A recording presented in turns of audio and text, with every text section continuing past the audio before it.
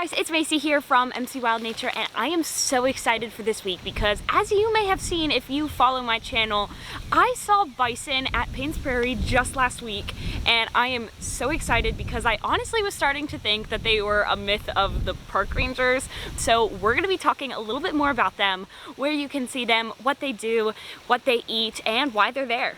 So now when most people think of bison, they don't automatically connect them with Florida. However, in Central Florida, down in Alachua County, we have what's called PAYNES Prairie Preserve State Park. If you want to check out more about the park, please watch my video up here.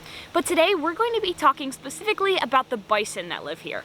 So the bison actually used to be native to Florida. They were hunted to extinction in the area. Now bison are super important to an ecosystem because they eat so many different plants, whether they be the fast growing or the slow growing. So it allows for more biodiversity within those plants because it allows all the plants a chance to grow.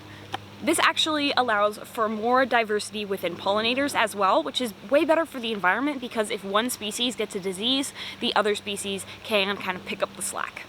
Now, bison are huge, and I think I was just so struck by seeing them in person because when you see them in pictures, it really doesn't do them justice. So male bison can actually grow up to 2,000 pounds, which is 2 tons, which is incredible, where female bison can be up to 1,000 pounds. Even though these guys are so big, they're actually completely herbivores, which is why they need to spend 9 to 11 hours of their day simply grazing.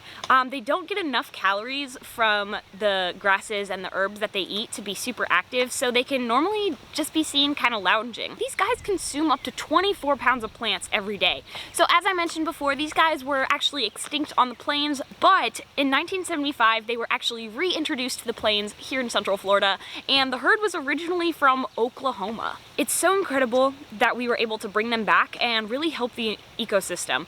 And this really shows that every single animal within a food web is so important, and when you just take one animal out, it can really damage the whole system. So it is so vital that we provide a place where animals are safe, no matter how big, no matter how small. And despite how big these guys are, it's actually pretty rare to see them on the prairie. So you really have to keep your eyes peeled. Now bison actually have relatively poor eyesight, but an amazing sense of smell, which helps them detect predators, and their biggest predators, especially here in Florida, are bears and wolves. Now guys, please remember that all animals are very dangerous when they do feel threatened, no matter how beautiful they are and no matter how much they just look like your fluffy domesticated cow. These guys can be quite fierce, especially when they are protecting their herd or protecting their young. So it is typically recommended that you keep a 100 to 200 foot radius from these guys, and don't try to pet them. Respect the animals so that they will respect you. Thank you guys for joining me for another Wild Wednesday. I'm so glad you guys could come learn with me for another week.